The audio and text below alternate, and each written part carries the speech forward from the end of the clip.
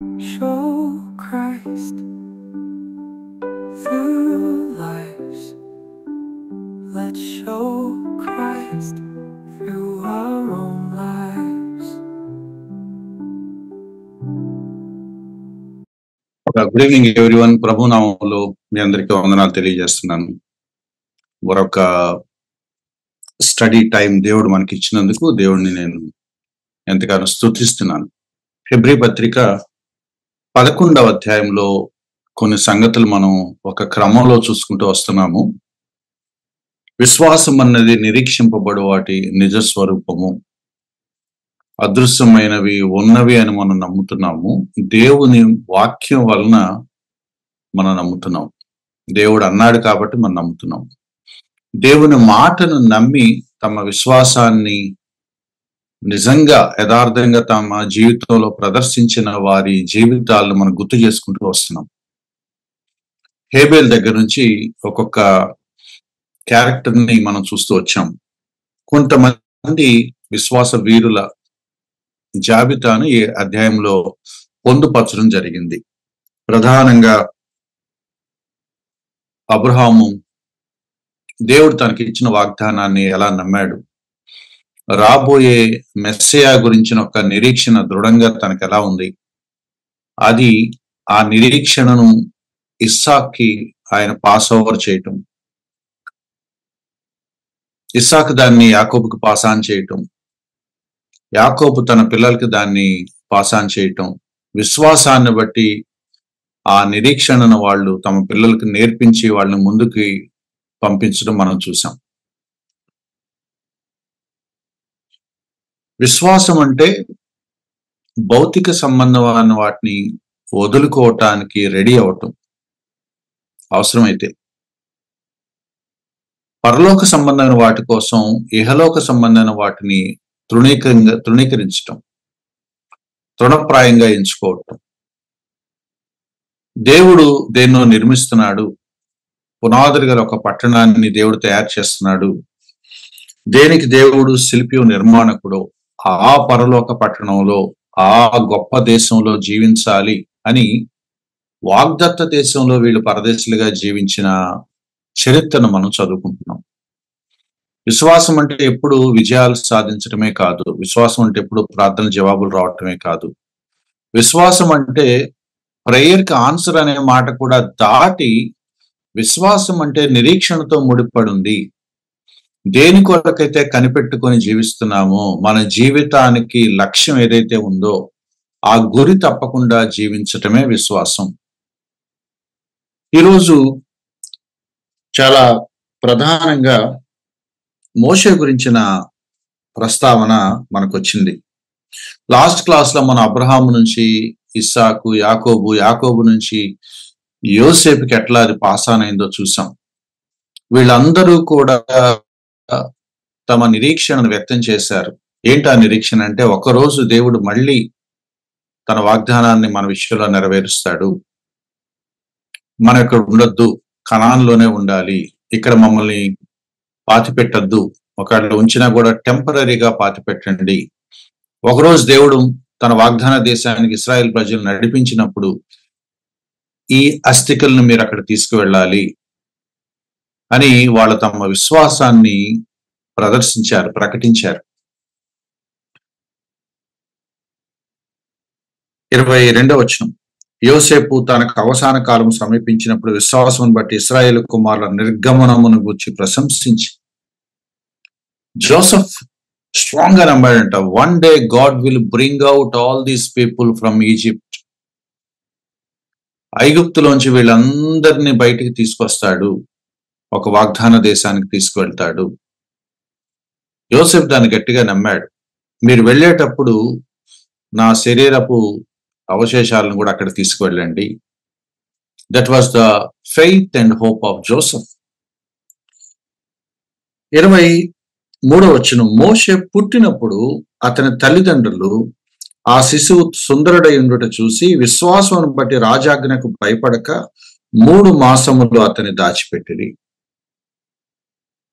Interesting thing ఏంటంటే, మోషే తల్లిదండ్రులు విశ్వాసమును బట్టి రాజాజ్ఞకు భయపడలేదు.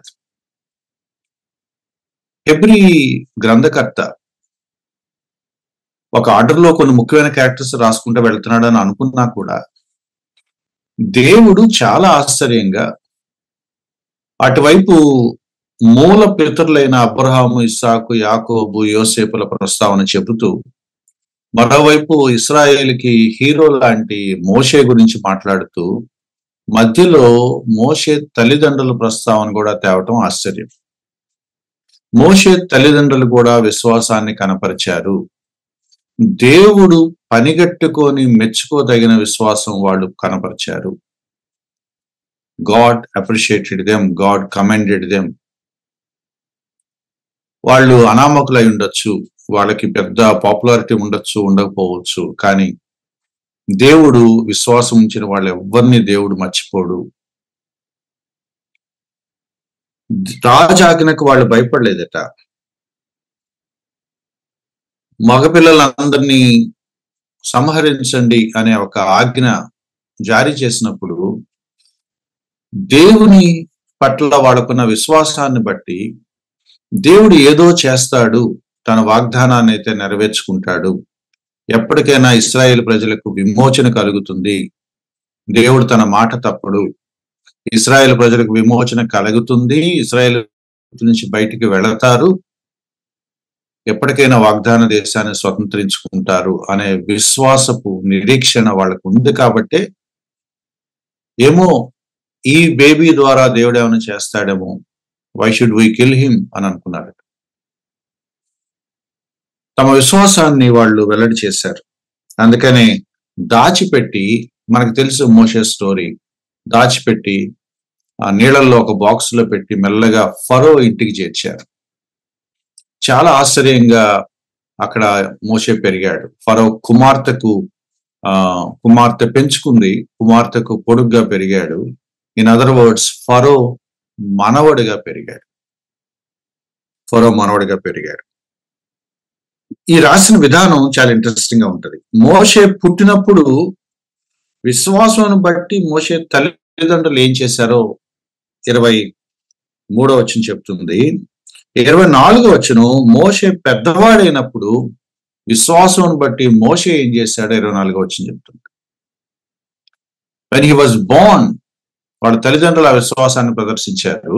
when he grew up, ఈయనే ఆ విశ్వాసాన్ని ప్రదర్శించాడు. 10 Commandments మూవీ మీరు ఎవరైనా చూస్తుంటే గనక ఈ ఫెయిత్ మోషేకి ఎలా పాస్ ఆన్ అయిందో కొన్ని సందర్భాలు కనపడతాయి.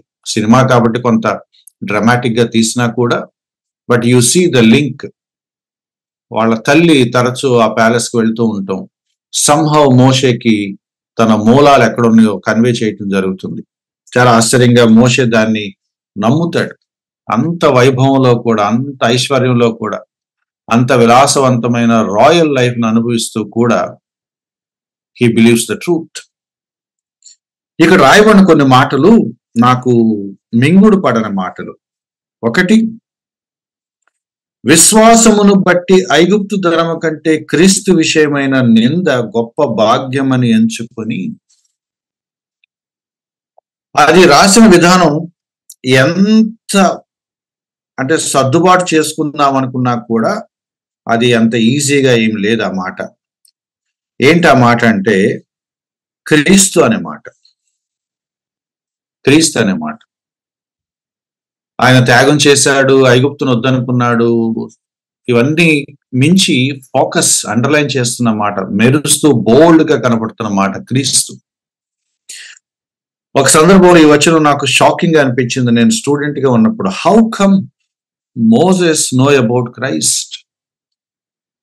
మోషేకి క్రీస్తు గురించి ఎలా తెలిసి ఉండొచ్చు? మనకు తెలిసినంత సమాచారం తెలియకపోవచ్చు, కానీ అబ్రహాము వాగ్దానం బహుశా మోషేకి స్పష్టంగా తెలిసి ఉండొచ్చు. అబ్రహాము, నీ సంతతిలోంచి ఒక రక్షకుడు వస్తాడు, ఆ రక్షకుడు ద్వారా సర్వ మానవాళికి విమోచన కలుగుతుంది అనే ప్రామిస్ పితరులందరూ ఎంతో కొంత నమ్మారు, ఎంతో కొంత అర్థం చేసుకున్నారు. అర్థం చేసుకున్న కొంచాన్నే గట్టిగా నమ్మారు. మోషే కూడా మెస్సయా కొరకు ఎదురు చూస్తున్నాడని మనం అర్థం చేసుకోవాలి. నీవంటే ఒక సహోదరుడిని పుట్టిస్తాను అని దేవుడు ఇంకో సందర్భంలో చెప్పాడు. అది ఈ సందర్భం తర్వాత జరిగింది. అప్పటికి ఇంకా ఇంత క్లారిటీ మోషేకి లేదు. కానీ మోషేకి అర్థమైంది ఏంటంటే, God promised Abraham the saviour. ఆ సేవియర్ ఇశ్రాయేల్ ప్రజల్లోంచే వస్తాడు.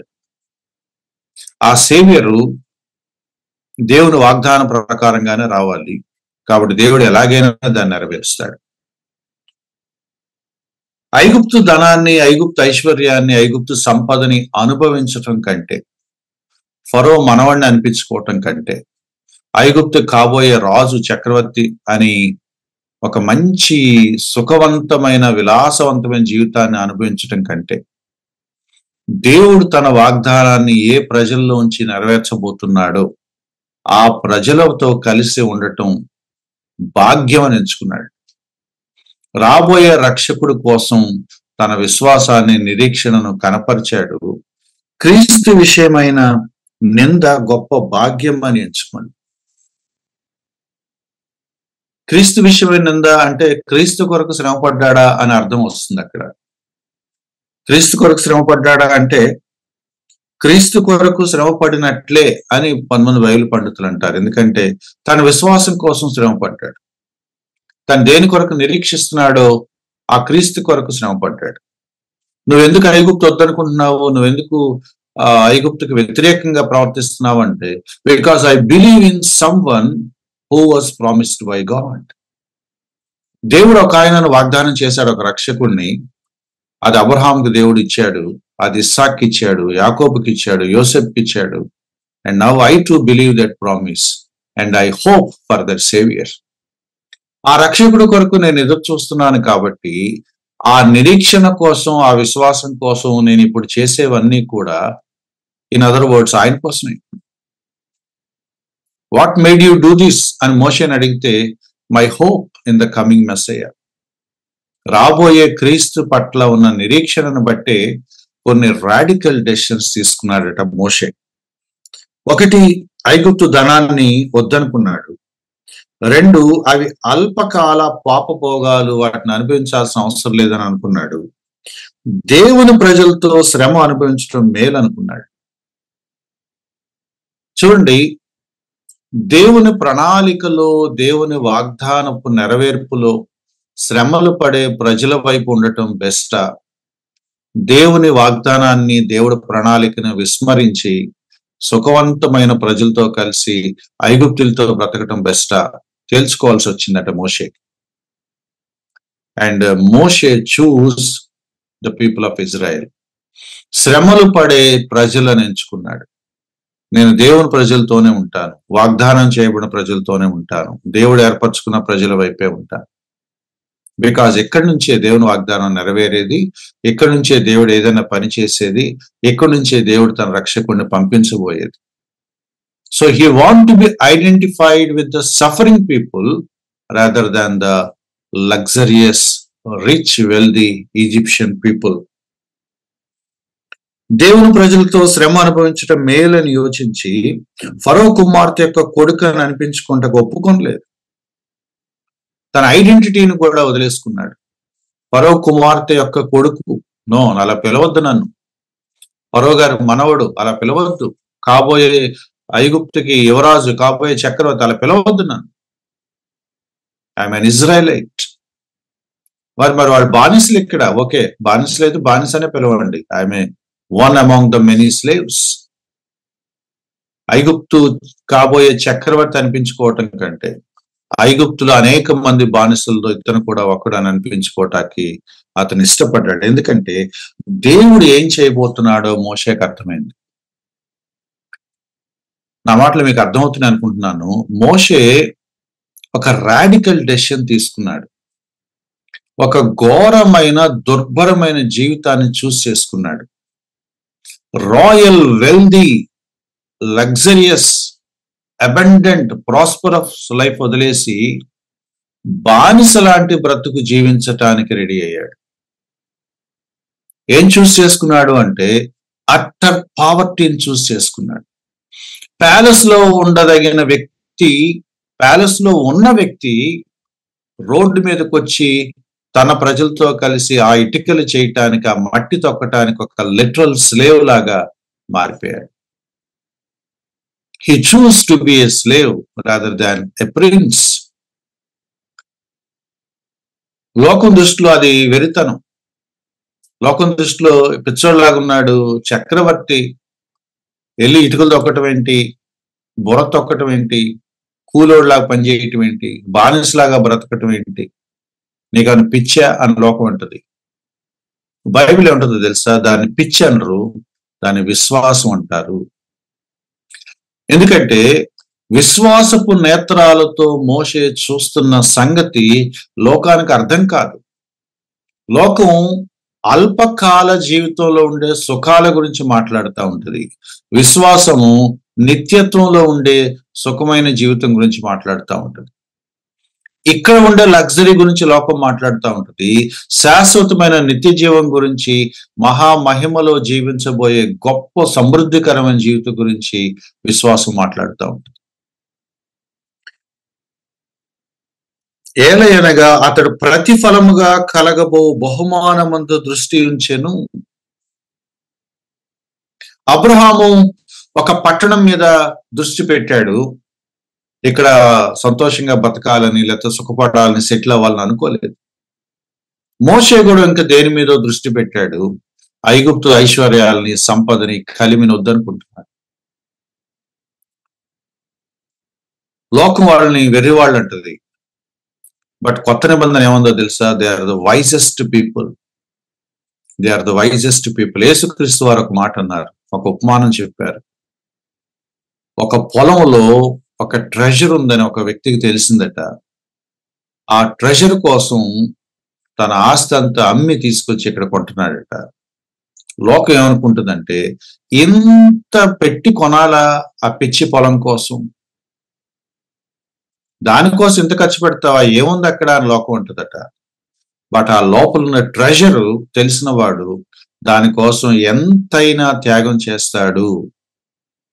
పరలోక రాజ్యము ఒక పొలములో దాచబడిన నిధిని పోలి ఉన్నది. Moses found a treasure. ఆ ట్రెజర్ ఐగుప్తు ప్రజలకు అర్థం కాదు. Moses found God, Moses found Christ, Moses found heaven, eternal life and what not. పరలోక సంబంధమైన ఒక గొప్ప జీవితాన్ని మోషే చూశాడు. అది కదా కావాలి మనకు అనుకున్నాడు. ఐగుప్తు రాజ్యాన్ని వదులుకున్నాడు. మోషే ఏం కోల్పోయాడో మనకి చాలాసార్లు మాటల్లో ఊహకు అందదు. ఊరికి అది వదిలేసుకుని వచ్చాడని నేను చాలా సింపుల్ గా మాట్లాడతాను, కానీ మోషే ఒక సామ్రాజ్యాన్ని వదిలేశాడు. ఒక సామ్రాజ్యాన్ని వదిలేశాడు. మోషే ఎంత కాస్ట్ పే చేశాడో, ఎంత త్యాగం చేశాడో 10 Commandments మూవీ చూసినప్పుడుగా నాకు అర్థం కాలేదు. The riches, the royalty, the status, ఎంత భూమి మీద ఎంతకంటే గొప్ప జీవితం లేదని ఏ రాజుని చూసి మనం అనుకుంటామో, ఆ రాజ సింహాసనాన్ని, ఆ సుఖాలను వదిలేసుకొని వచ్చాడు. మోషే దేని మీద దృష్టి పెట్టాడు, దానికోసం ఇది వదిలేసుకున్నాడు. మై డియర్ ఫ్రెండ్స్, ఎందుకు నేను ఇది చాలా నిదానంగా దీన్ని ఎక్స్ప్లెయిన్ చేయాలని చూస్తున్నానంటే,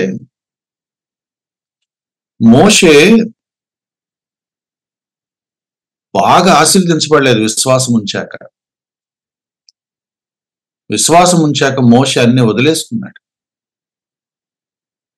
I challenge every so-called prosperity preacher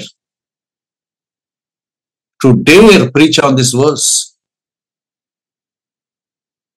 ఈ వచనం మీద దమ్ముంటే మాట్లాడమని ఛాలెంజ్ చేస్తున్నాను.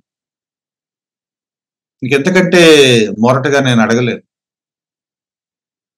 విశ్వాసం ఉంటే ధనవంతులైపోతారని కొంతమంది చెప్తున్న వచనాలకి, here is another hero of faith. తన విశ్వాసం కోసం తన ఐశ్వర్యం అంతటిని వదులుకొని దుర్భరమైన దారిద్ర్యంలోకి వచ్చిన ఒక హీరో మనకు కనపడుతున్నాడు ఇక్కడ. మోషే ఏం జరిగింది, ఎందుకు ఇట్లా పిచ్చి పని చేస్తున్నావంటే, లేదు, ఐ హావ్ ఫౌండ్ క్రైస్ట్. రాబోయే క్రీస్తు కోసం ఇప్పుడున్న ఆస్తిని వదులుకోవడం తప్పేం కాదంటున్నాడు మోషే. చిన్న విషయం అది.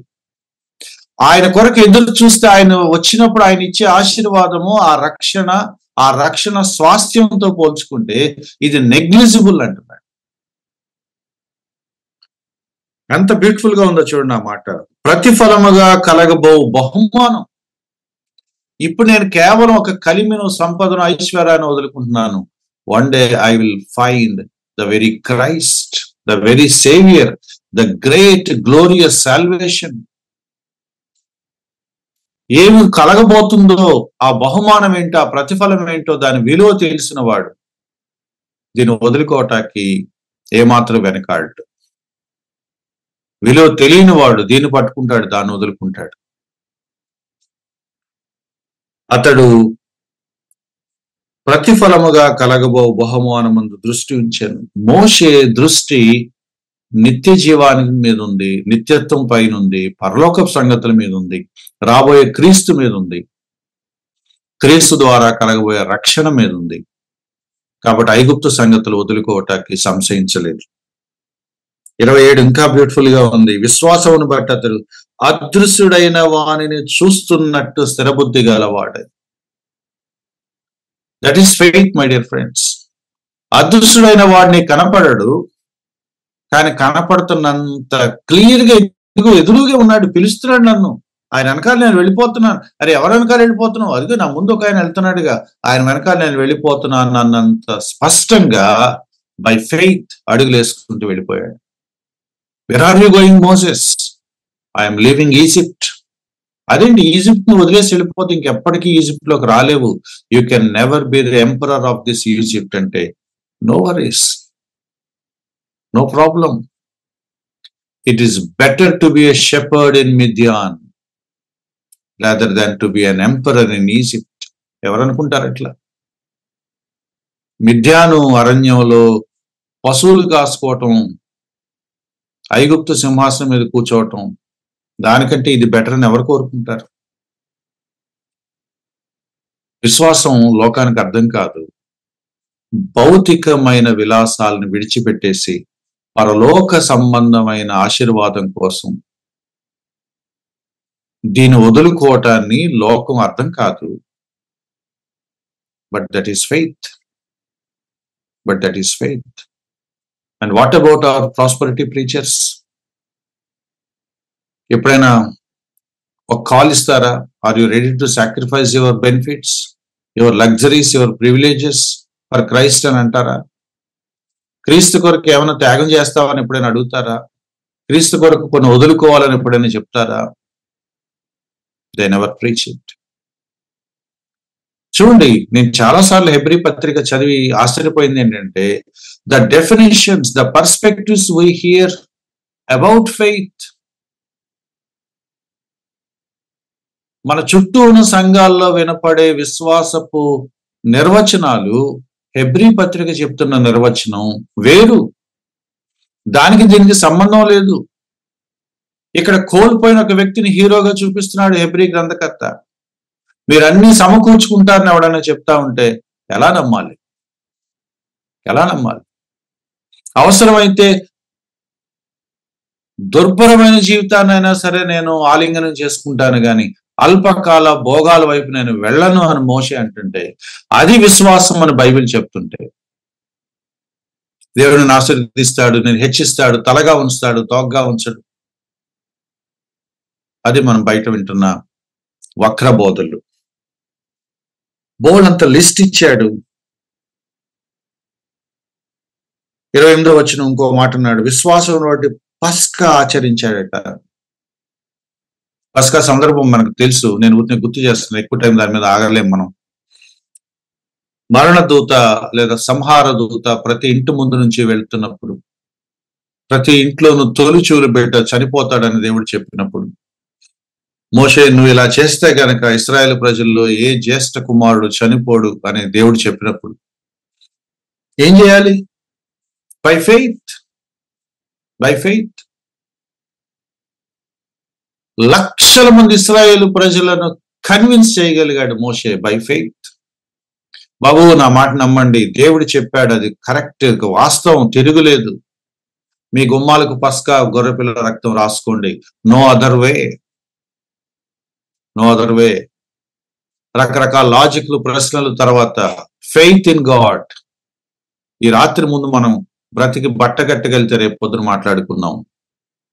దేవుని ఉగ్రత, దేవుని సంహార దూత ప్రతి గుమ్మాన్ని దాటి వెళ్తున్నప్పుడు పస్కా మనం ఆచరించకపోతే ప్రమాదం.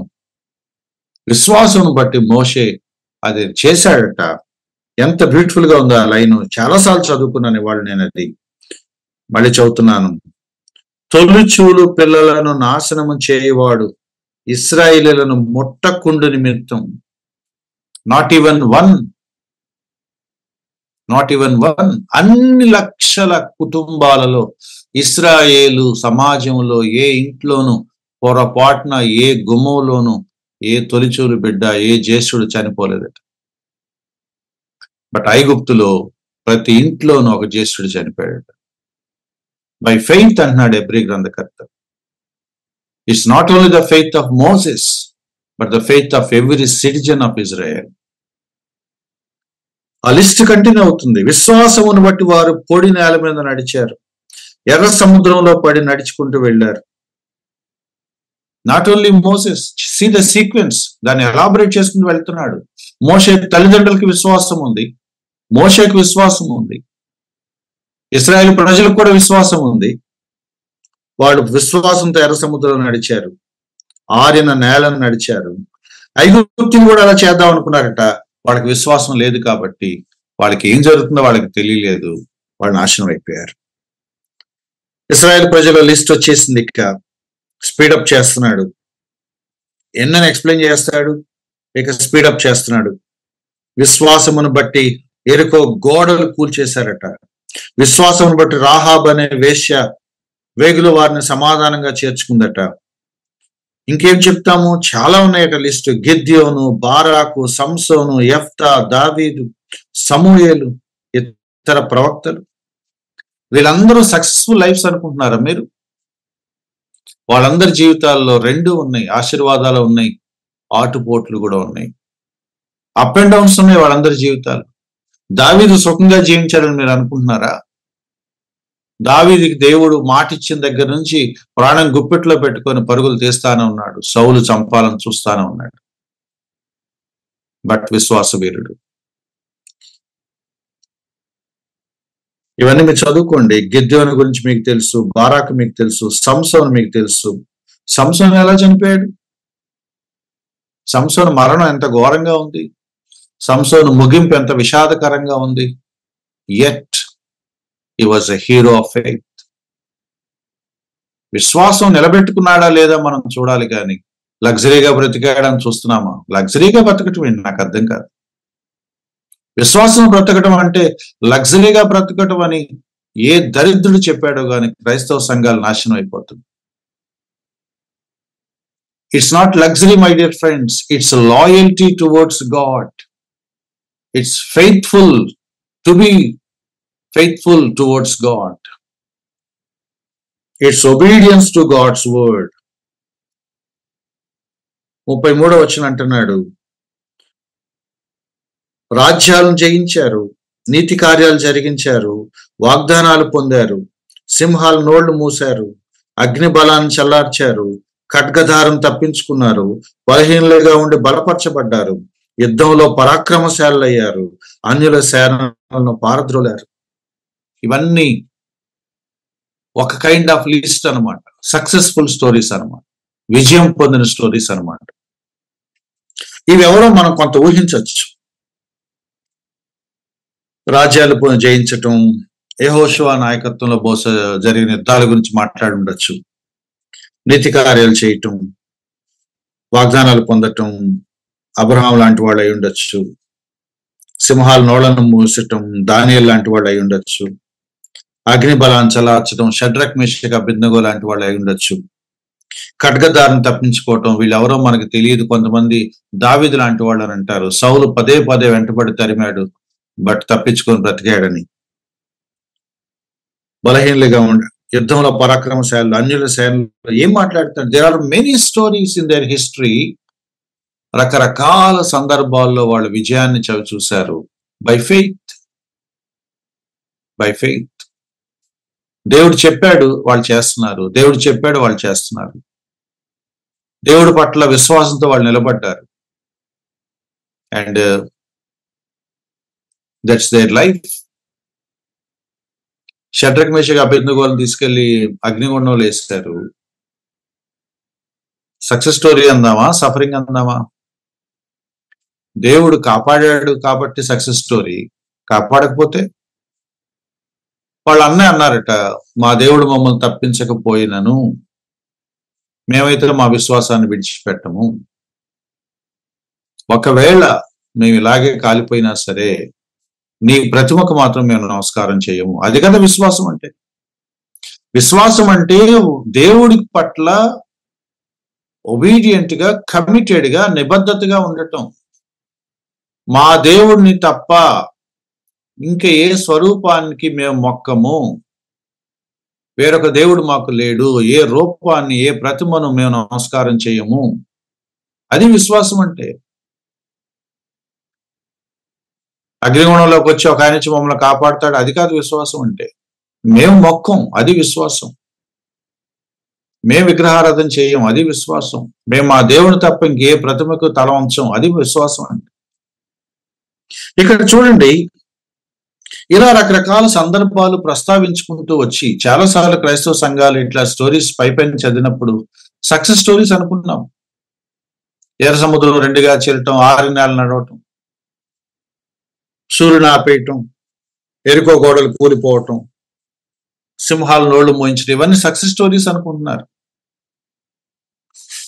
కానీ ఇంకొంచెం ముందుకు వెళ్ళాక ఇంకా గాఢమైన ఒక వివరణ ఇస్తున్నాడు. The other side of faith అని అనాలన్నమాట. మోషే దగ్గర నుంచి మీరు గమనిస్తున్నారేమో లేదో, ఇవాళ మోషే దగ్గర నుంచి హెబ్రీ గ్రంథకర్త చెప్తున్న పర్స్పెక్టివ్ లో కొంచెం షిఫ్ట్ వచ్చింది. వాళ్ళు పడిన శ్రమల గురించి మాట్లాడుతున్నాడు, వాళ్ళు పడిన హింసల గురించి మాట్లాడుతున్నాడు, వాళ్ళు పడిన కష్టాల గురించి మాట్లాడుతున్నాడు, విశ్వాసం కొరకు వాళ్ళు ఎంత మూల్యం చెల్లించుకున్నారో మాట్లాడుతున్నాడు. ఇవి నేను కొన్ని చదివి వినిపించాలి. 35వ వచనం. స్త్రీలు మృతులైన తమ వారిని పునరుద్ధానం వలన మరలా పొందిరి. కొంత స్త్రీలు ఉన్నారట, విశ్వాసాన్ని బట్టి తమ ఏమనాలి, తమ వారు అంటే భర్తలు అవ్వచ్చు, కొడుకులు అవ్వచ్చు, తమ కుటుంబ సభ్యులు ఎవరో వాళ్ళ ఇంట్లో వాళ్ళు బ్రతికించుకున్నారట. పాత నిబంధన విధవరాలు, శూనేమీరాలు అయి ఉండొచ్చు, లేకపోతే కొత్త నిబంధనలో కొంతమంది యేసుక్రీస్తు వారి సందర్భంలో తమ బిడ్డలు బతికించుకున్నారు. There are many things. లాజర్ లాంటి కుటుంబాలు అయి ఉండొచ్చు, 2 సహోదరులు విశ్వాసాన్ని కనపరిచి ఉండొచ్చు, లాజర్ బ్రతికుండొచ్చు. There are many stories.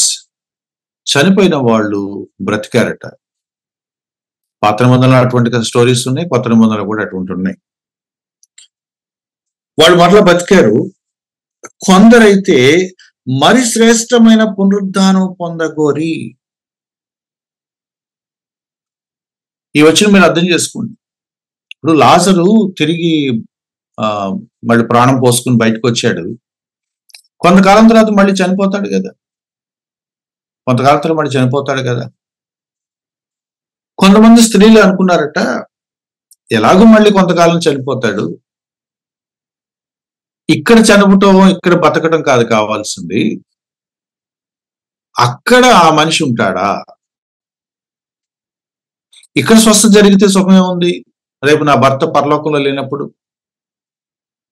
నా బిడ్డ ఇక్కడికి ఆశ్చర్యకార్యం జరిగితే పర్వాలేదు భూమి మీద చెప్పుకోవటానికి, బట్ రేపు నిత్య జీవంలో పరలోక మహిమలో నా కుమారుడు ఉండకపోతే ఎట్లా?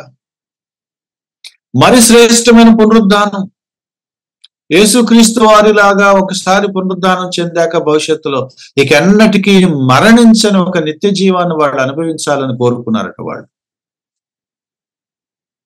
ఇక్కడ బ్రతుకుతారు, మళ్ళీ కొంతకాలం చనిపోతారు. అది కాదు నాకు కావాల్సింది.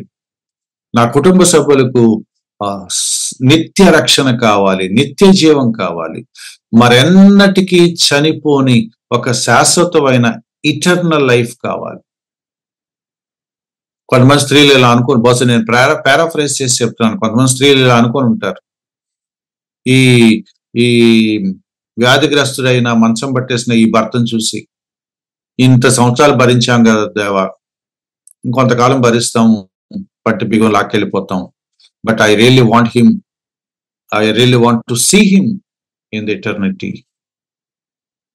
ఇక్కడ స్వస్థత అతనికి వస్తా లేదని అడగట్లేదు, ఇతను పరలోకంలో నీతో పాటు నాతో పాటు నిత్య జీవంలో ఉంటాడా, ఆ శ్రేష్టమైన పునరుద్ధానం నాకు కావాలి అని అడిగారు. What do we want? వాళ్ళ విశ్వాసం ఏంటో తెలుసా? నిత్య పరలోకం అవుతుంది, నిత్య మహిమలో శాశ్వతమైన జీవంతో నిత్యత్వం అంతా జీవించే ఒక లాంగ్ ఇటర్నల్ లైఫ్ ఉంది. అక్కడ నా వాళ్ళు ఉండాలి. ఇక్కడ తాత్కాలికంగా వచ్చే స్వస్థత కాదు దేవా, శ్రేష్టమైన పునరుద్ధానం వల్ల వచ్చే నిత్య జీవితం నా భర్తకు, నా పిల్లలకు కావాలి అని కోరుకున్నారు. That is faith. ఎందుకు ఫెయిత్ అంటున్నాం? Because they believe in eternal life. తాము ఇంకా చూడని ఒక శాశ్వతమైన అనంతమైన జీవితం ఒకటి ఉందని వాళ్ళు గట్టిగా నమ్ముతున్నారు. దాని కొరకు ఇక్కడి సుఖాలను, ఇక్కడి జవాబుల్ని వాళ్ళు వద్దనుకుంటున్నారు. అందులో నిరీక్షణ ఉంది. How do you know that there is eternal life? Because God said it. ఒకసారి నేను యూనివర్సిటీలో ఉన్నప్పుడు ఒక ఆయన అడిగాడు నన్ను, పరలోకం ఉందని నీకు ఎవరు చెప్పాడు రా అని. God said it. దేవుడు చెప్పాడు, బైబిల్ చెప్తుంది. నువ్వు చూసావా? నేను చూడలేదు, but I believe it because Christ told it. క్రీస్తు చెప్పాడు, తన అద్వితీయ కుమారునిగా పుట్టిన వాని యందు విశ్వాసం ఉంచు ప్రతివాడు నశింపక నిత్య జీవం పొందటానికి దేవుడు ఏర్పరిచాడు. And we believe it. ఏంటి రుజువు అవసరం లేదు. ఆయన నమ్మదగిన వాడు, నీతిమంతుడు. ఆయన మాట ఇచ్చాడు, నా పాపాలు క్షమిస్తా అన్నాడు, తన రక్తంలో కడిగి పవిత్రపరిచానన్నాడు, నిత్య జీవం నా కోసం ఏర్పాటు చేశా అన్నాడు, పరలోకంలో నా కోసం ప్లేస్ సిద్ధం చేయడానికి వెళ్ళా అన్నాడు, ఒకరోజు ఆయన వస్తా అన్నాడు, తీసుకొని వెళతా అన్నాడు. This is my faith. ఏం కోరుకుంటున్నాను నేనంటే, తాత్కాలిక స్వస్థత కంటే శాశ్వతమైన రక్షణ నా భర్తకు అవసరం అని కొందరు స్త్రీలు కోరుకున్నారట. ఈ శ్రమలదే ఉంది ప్రభా, ఈ ఊడిగం, ఈ సర్వీస్, ఈ సేవ సపర్యలు అలవాటే సంవత్సరాలుగా చేస్తున్నాం, మనసం బట్టి ఉన్నాడు, చేస్తానే ఉన్నాం, ఇంకొంచెం కాలం పంటి బిగను ఓపిక లాక్కెళ్ళిపోతాం, ఓపిక తెచ్చుకుని చేస్తాం. But I really want to see him in eternity. నిత్యత్వంలో నా భర్త ఉండాలి, నిత్యత్వంలో నా పిల్లలు ఉండాలని. చూడండి ఎంత బ్యూటిఫుల్ గా ఉంది ఆ మాట. కొందరైతే మరి శ్రేష్టమైన పునరుద్ధానం పొందగోరి విడుదల పొందనొల్లక యాతన పెట్టబడి. అడిగితే బహుశా ఆన్సర్ తెచ్చుకోగలరేమో, వాళ్ళు వద్దనుకున్నారు. విడుదల పొందనొల్లక, దాని మీనింగ్ ఆలోచించండి. విడుదల పొందనొల్లక. నాకు ఇమ్మీడియట్ పరిష్కారం వద్దులే పొరవా అని కూడా అనగలిగిన గట్స్ ఉన్నాయండి వాళ్ళకి. ఇది వద్దులే పొరవా, ఇది భరించేస్తాం, దీన్ని భరించేస్తాం. But we want that blessing. We want eternal blessing. ఎందుకంటే వాళ్ళ దృష్టి ఇటర్నిటీ మీద ఉంది. అది కదా విశ్వాసం అంటే. అబ్రహాం దృష్టి దేని మీద ఉంది? యాకోబు దృష్టి దేని మీద ఉంది? మోషే దృష్టి దేని మీద ఉంది? ఇదిగో ఈ సహోదరుల దృష్టి కూడా దాని మీదే ఉంది. ఆ నిత్యత్వం మీద వాళ్ళు పెట్టుకున్న దృష్టి కోసం ఇహలోక సంబంధమైన కొన్ని సమస్యలు, పరిష్కారాలని వాళ్ళు తృణప్రాయంగా ఎంచుకున్నారట. పర్వాలేదు, బట్ శ్రేష్టమైన పునరుద్ధానం ఒకటి ఉంది, అది మనకు కావాలి. యాతన పెట్టబడేది. They suffered like anything. విడుదల పొందనోళ్ళు లేదు. తిరస్కారం. ఆ లిస్ట్ చూడండి, దాదాపు 11, 12 నేను లెక్కేశాను. మేబీ 10 to 12 మధ్యలో ఉండొచ్చు నంబరు. నేను క్విక్ గా చదువుతున్నాను. తిరస్కారములు, కొరడా దెబ్బలు, బంధకాలు, ఖైదును అనుభవించారు. ఏంటి? తిరస్కరించబడ్డారు, కొరడా దెబ్బలు తిన్నారు, తీసుకెళ్లి జైల్లో పడేశారు, హింసలు పెట్టారు, కొంతమంది రాళ్లతో కొట్టబడ్డారు, రంపాలతో కోయబడ్డారు, హింసించబడ్డారు, శోధించబడ్డారు, ఖడ్గముతో చంపబడ్డారు, గొర్రె చర్మాలు, మేక చర్మాలు వేసుకుని దరిద్రులైండి శ్రమ పడుచు, హింస పొందుచు, అడవుల్లో, కొండల్లో, గుహల్లో, సొరంగాల్లో తిరుగులాడుచు సంచరించి. ఏం జీవితాలు? గొర్రె చర్మాన్ని ఇలా కప్పుకునేవాళ్ళట, మేక చర్మాన్ని ఇలా కప్పుకునేవాళ్ళట, ఇలా ముడుచుకుని అక్కడ కూర్చునేవాళ్ళట. గౌక్కుని ఎవరైనా చూసినా కూడా అది గొర్రెలే, ఇది మేకలే అని అనుకోవాలి దూరం నుంచి. అంటే రహస్యంగా ప్రాణం గుప్పిట్లో పెట్టుకొని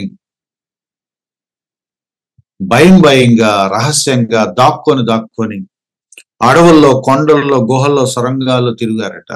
వీధుల్లోకి, ఊళ్ళోకి రాలేదట వాళ్ళు. ఎందుకంటే ఊళ్ళోకి వస్తే చంపేస్తారు, వాళ్ళ విశ్వాసాన్ని బట్టి ఊళ్ళోకి వస్తే చంపేస్తారని దాక్కున్నారట. మళ్ళీ అటు ఇటు ఊర్లు బయటికి వెళ్ళేటప్పుడు అటు ఇటు ఎవడన్నా చూస్తే మళ్ళీ చంపుతారేమోని గొర్రె చర్మాలు, మేక చర్మాలు కప్పుకొని రహస్యంగా దుర్భరమైన జీవితాలు జీవించారు. దరిద్రులైన ఉండి what a life it is, what a life it is. బహుశా ఆ ఊళ్ళో వాళ్ళని ఉంటారు, ఏం దరిద్రం రా మీకు ఇది, దేవుణ్ణి నమ్ముకొని ఒక మనిషి కనపడలేరు, ఒక పూట అన్నం తినలేరు, ఒక ఇంట్లో ఉండలేరు, ఒక చోట ధైర్యంగా ఉండలేరు, ప్రాణం గుప్పిట్లో పెట్టుకొని బిక్కుమంటూ ఏ క్షణాన్ని ఎవడొచ్చి చంపేస్తాడని రహస్యంగా యానిమల్ లాగా చర్మాలు కప్పుకొని. ఏం దరిద్రం ఇది?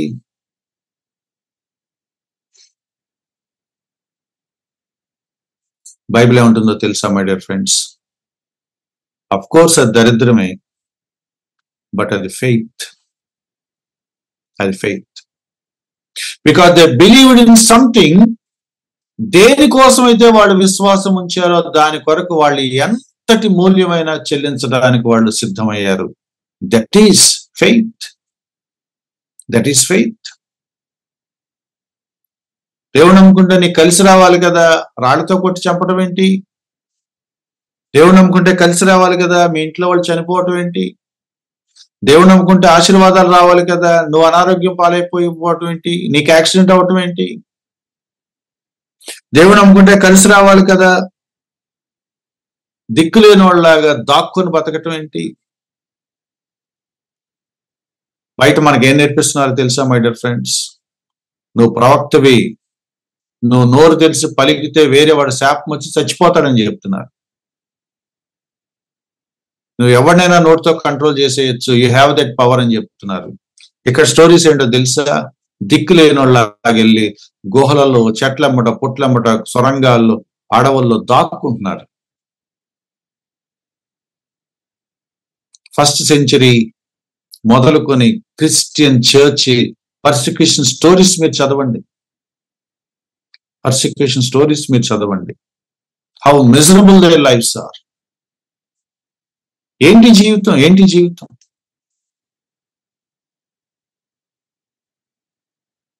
ఒక ఆర్సిఎం చర్చ్ లో, ఒక క్యాథలిక్ చర్చ్ లో గుజరాత్ లో జరిగినట్లుంది ఆ సంఘటన.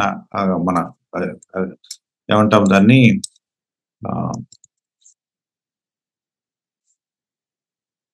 ఆ ఊరి పేరు కూడా మర్చిపోయాను నేను.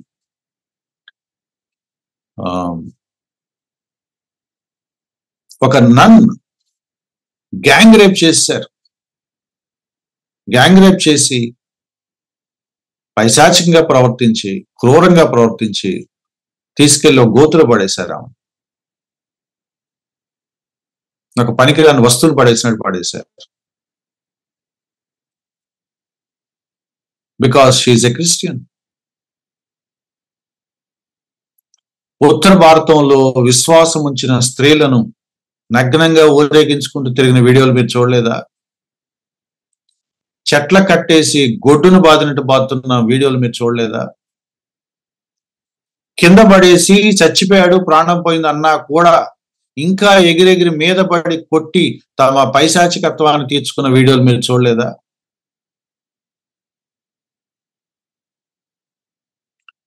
విశ్వాసాలు జరుగుతాయా?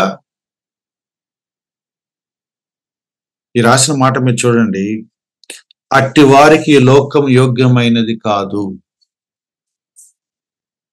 అట్టి వారికి ఈ లోకం యోగ్యమైనది కాదు. Yes brother, Kandhamal stories recent గా 10 ఏళ్ళు కూడా అవ్వలేదు. కాందమాల్ స్టోరీస్ మీరు చూస్తే మీకు గుండె తరుక్కుపోద్ది. ఊచకోత కోశారు. ఇటీవల మణిపూర్లో ఏం చేశారో చూడలేదా మీరు? తమ విశ్వాసానికి, తమ అమాయకపు విశ్వాసానికి, కేవలం యేసుక్రీస్తు అనే రక్షకుడు ఉన్నాడని విశ్వాసం ఉంచిన కారణం చేత జీవితం తలకిందలైపోతున్న స్టోరీలు మీకు తెలీదా? ఇళ్ళు లేక, తినటానికి లేక, కట్టుకోవడం బట్టలు లేక, ఏమంటా దేవుణ్ణి నమ్ముకున్నాము, కనీసం చెట్టు కింద ఉండటానికి కూడా లేకుండా అయిపోయింది అనుకునే వాళ్ళు లేరా? బట్ మై డియర్ ఫ్రెండ్స్, వాళ్ళు ఎవరు వెనక్కి వెళ్ళట్లేదు. వాళ్ళు ఎవరు వెనక్కి వెళ్ళటం లేదు. ప్రాణం పోయినా సరే ఈ ప్రభు మాకు కావాలని కోరుకుంటున్నారు. అన్నం లేకపోతే ఏమైంది అనుకునే వాళ్ళని నేను చూశాను. బట్టలు లేకపోతే ఏమైంది అనుకునే వాళ్ళని నేను చూశాను. పోతే ప్రాణం పోతే అంతే కదా అనుకున్న వాళ్ళని నేను చూశాను. That is faith. అట్టి వారికి లోకం యోగ్యమైనది కాదు. వాళ్ళు చూస్తే, వాళ్ళ జీవితాలు చూస్తూ ఉంటే బాధేస్తూ ఉంటది, కడుపు తరుక్కుపోతా ఉంటది. అసలు మీరు ఇక్కడ ఉండాల్సిన వాళ్ళు కాదు బాబు. ఏంటి ఇక్కడ మీరు ఇక్కడ? ఈ లోకం వాళ్ళని అర్థం చేసుకుంది. ఈ లోకం వాళ్ళని పశువుల్లాగా కూడా చూడటం లేదు. ఈ లోకంలో వాళ్ళకి విలువ లేదు. ఈ లోకంలో వాళ్ళని చంపడానికి తప్ప ఇంకొక ఆలోచన రావటం లేదు. బట్ వాళ్ళకి ఇంకో లోకం దేవుడు తయారు చేస్తున్నాడు. ఈ లోకం మీకు యోగ్యమైనది కాదు. ఈ లోకానికి మీరు అర్థం కారు. ఈ లోకం మిమ్మల్ని సరిగా చూడదు. ఒక చోట కూర్చొనివ్వదు, నిలబడినివ్వదు, మంచినీళ్ళు కూడా తాగనివ్వదు ఈ లోకం మిమ్మల్ని. బట్ మీకు ఒక లోకాన్ని నేను తయారు చేస్తున్నాను.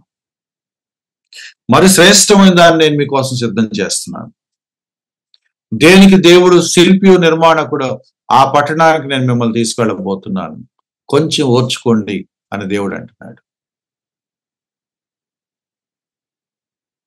తమ విశ్వాసం ద్వారా సాక్ష్యం పొందిన వారు, మనము లేకుండా సంపూర్ణులు కాకుండా నిమిత్తం దేవుడు మన కొరకు మరి శ్రేష్టమైన దాన్ని ముందుగా సిద్ధపరచిన గనుక వీరు వాగ్దాన ఫలము అనుభవింపలేదు. ఇంకో ట్రాజడీ ఏంటో తెలుసా మై డియర్ ఫ్రెండ్స్? హెబ్రీ పత్రిక 11వ అధ్యాయం లాస్ట్ మాట ఏంటో తెలుసా?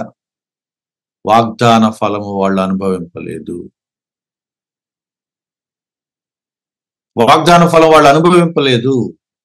దేని కొరకని మనం మాట్లాడుకుంటున్నామో వాళ్ళు దాని ఇంకా రుచి చూడలేదు. మరి ఏం చేశారు? ఇంత జీవితం సఫర్ అయ్యాం, నష్టపోయాం, దిక్కు లేని వాళ్ళలాగా బ్రతికాం, గతి లేనట్టుగా బ్రతికాం. సంతోషంగా ఉన్న రోజులు ఉన్నాయి, గతి లేక బ్రతికిన రోజులు ఉన్నాయి.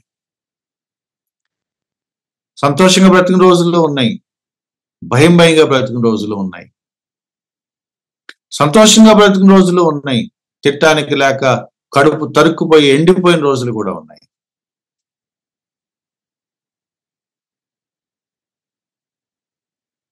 వీరు వాగ్దాన ఫలము అనుభవింపలేదు. మనం కూడా వాళ్ళతో కలిశాక అందరికీ కలిపి ఒక శ్రేష్టమైన పట్టణంలో, మహిమలో, నిత్య జీవంలో మనందరినీ కలిపి ఆశీర్వదించాలన్నట దేవుడు వాళ్ళని కొంతకాలం వెయిట్ చేయండి అన్నాడు. అబ్రహాం ఇలా అని ఉంటాడు, ప్రభా ఇంకెప్పుడు ప్రభా ఎంతకాలం అంటే, అబ్రహాం కొంచెం వెయిట్ చేయి, ఇంకొంచెం వెయిట్ చేయి. 2025లో ఇంకొంతమంది ఉన్నారు, వాళ్ళు కూడా జాయిన్ అవుతారు. అందరు కలిసి దాన్ని అనుభవిద్దురు గాని కొంచెం వెయిట్ చేయి.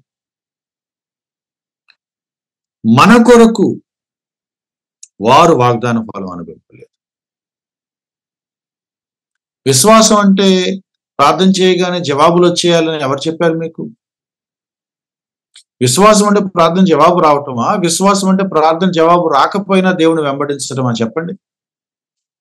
What is the true definition? Powerful prayers అంట. బయట వింటున్నాను నేను రకరకాల మాటలు. బట్ ప్రార్థనకి జవాబు రాకపోయినా సరే ఐ స్టిల్ ఫాలో హిమ్ అని అనేవాళ్ళు లేరా? మన భారతదేశంలో ఒక స్టోరీ మనం విన్నాం కదా, ఊరు చంపడానికి వస్తే కుటుంబం మీదకి నార్త్ ఇండియాలో. I have decided to follow Jesus, no turning back, no turning back. The cross before me, the world behind me, no turning back. Though all may leave me, still I will follow. No turning back, no turning back. Faith అంటే ఏం ఎదురొచ్చినా సరే యేసుక్రీస్తు అని వెంబడించడంలో మాత్రం తేడా చేయకూడదని అనుకోవటం faith కదా. ఐ నో సమ్ పీపుల్, వాళ్ళ సాక్ష్యాలు వింటున్నప్పుడు, వాళ్ళు చెప్పే స్టోరీస్ వింటున్నప్పుడు వీళ్ళు ఎట్లా విశ్వాసంలో నిలదొక్కుని ఉన్నారు, ఇంకా యేసుక్రీస్తుని ఎలా వెంబడిస్తున్నారు వీళ్ళు. ఏనాడు సుఖపడని కొన్ని జీవితాలు నాకు తెలుసు. చెప్పుకోవడానికి గొప్ప ప్రార్థనా విజయం మా జీవితంలో అక్కడ కూడా లేదన్న వాళ్ళు నేను చాలా మందిని చూశాను. కానీ విశ్వాసం ఏనాడు విడిచిపెట్టలేదు. మై డియర్ ఫ్రెండ్స్, నేను మళ్ళీ చెప్తున్నాను, విశ్వాసం అంటే అద్భుతాలు చేసుకుంటూ తిరగటం కాదు. ఏ అద్భుతం జరగకపోయినా, ఏ ఆదరణ కూడా దొరకకపోయినా, ఏ ఒక్క ప్రార్థన ఫలించకపోయినా నాకు ప్రభువు చాలు, నాకు ప్రభువు చాలు, ఆ ప్రభువు కోసమే అని ముందుకు వెళ్ళిపోవటం, అది కదా విశ్వాసం. నిరీక్షించిన దానికోసం గట్టిగా పట్టుదలగా వెళ్ళిపోవటం, ముందుకు వెళ్ళిపోవటం విశ్వాసం. నాకు అన్ని కలిసి వస్తా ఉంటే అది పవర్ ఆఫ్ ఫెయిత్ కాదండి. అపోస్తలుకి ఏం కలిసి వచ్చినాయి? అపోస్తలు కదా రాళ్లతో కొట్టించుకుంది, రంపాలతో కోయబడింది, అగ్నిలో వేయబడింది. మాకేం పని? ఈయన వెంబడిస్తే వాడొచ్చి రాళ్ళతో కొడితే, నేను వెంబడిస్తే వాడొచ్చి తీసుకెళ్ళి నూనెలో వేసి కాలుస్తానంటే, నేను వెంబడిస్తుంటే వాడొచ్చి నా రంపాలతో కోసి చంపుతానంటే, ఉరిదీస్తానంటే, కత్తులతో పొడుస్తానంటే. But they never turn back, they never turn back. చైనాలో అనుకుంటా ఒక స్టోరీ ఎక్కడో చదివాను చాలా కాలం కిందట. ఒక పాస్టర్ గారిని, ఆ సంగతి అది గుర్చేసుకున్నప్పుడల్లా నా ఒళ్ళు గగురు పొడుచుంది. ఒక పాస్టర్ గారిని రక్తం కారేలా కొట్టారు, రక్తసిక్తం అయిపోయింది బాడీ. రోడ్డు మీద బహిరంగంగా అందరూ చూస్తుండగా ఈడ్చుకెళ్తున్నారు. ఈయన వాళ్ళతో పాటు నడుచుకుంటూ వెళ్తున్నాడు, వాళ్ళు లాక్కెళ్తున్నారు, తోసుకెళ్తున్నారు. ఈయన పడతా లేస్తా వెళ్తున్నాడు. అటు ఇటు రోడ్డు మీద జనాలు ఊరేగింపులాగా తండోపతండాలు నిలబడి చూస్తున్నారు ఆ వింతని. ఒక ఆయన చంపడానికి తీసుకెళ్తున్నారు ఒక పాస్టర్ గారిని. ఆ క్రౌడ్ లో, ఆ గుంపులో చిన్న పిల్ల ఉంది, సండే స్కూల్ పిల్ల. చూస్తుంది, మా పాస్టర్ గారు ఈయన అని గుర్తుపట్టింది. ఆగలేకపోయింది. Uncle where are you going అడిగింది. అమ్మాయికి అర్థం కాలేదు ఏం జరుగుతుందో. దాని పర్సిక్యూషన్ అంటారని, రక్తసిక్తంగా కారిపోయేలాగా చంపేశారని. We don't know. అమ్మాయికి అర్థం కాలేదు. ఏంటి ఇలా ఉన్నాడు ఈయన? Uncle where are you going? అమ్మా నన్ను చంపేస్తా తీసుకెళ్తున్నారమ్మా అని అంటాడా? ఇక్కడ ఎందుకున్నావు నాన్న, నిన్ను కూడా చంపేస్తారు నాన్న, వెళ్ళిపోవని అంటాడా? బట్ ఆ జ్ఞానం కలిగిన, ఆ విశ్వాసం కలిగిన పాస్టర్ గారిని అంట, my child, I'm going to heaven, meet you soon, one day will meet you soon. Okay uncle, meet you soon అందంట అమ్మాయి. Faith my dear friends. అడిగినప్పుడల్లా దేవుడు మన ప్రార్థన జవాబు ఇవ్వాలని కోరుకోవటం వేరు. నాకేం ఇవ్వకపోయినా నేను నిన్నే వెంబడిస్తాను ప్రభా అనుకోవటం వేరు. ఇంకొంచెం ఓర్చుకుంటాను ప్రభా, ఇంకొంచెం మౌనంగా ఉంటాను ప్రభా, ఇంకొంచెం సర్దుకుంటాను ప్రభా. కొంతకాలమే అల్పకాలం. But I know who I believe. నేను ఎవరెందు విశ్వాసం ఉంచాను, ఆయన ఏమై ఉన్నాడు, ఆయన ఎటువంటి వాడు, ఆయన ఎటువంటి రక్షణ నాకు ఇవ్వబోతున్నాడు, ఎటువంటి నిత్య జీవాన్ని నాకు ఇవ్వబోతున్నాడు. I know it.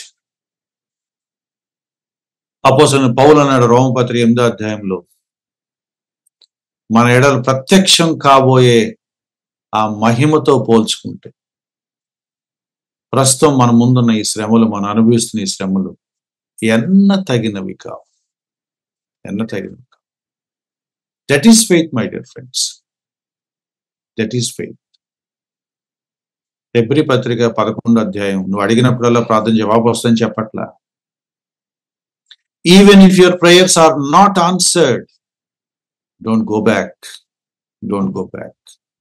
అలా వెళ్లకుండా ప్రాణాలకు తెగించి ముందుకెళ్ళిన వాళ్ళు ఉన్నారు. ఈ లోకం వాళ్ళకి సూటబుల్ కాదు. గతి లేని లైఫ్ జీవించారు, గతి లేకుండా చనిపోయారు.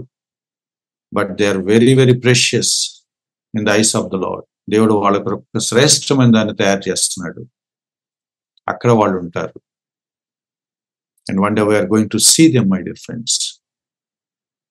That is faith. Thank you. God bless you.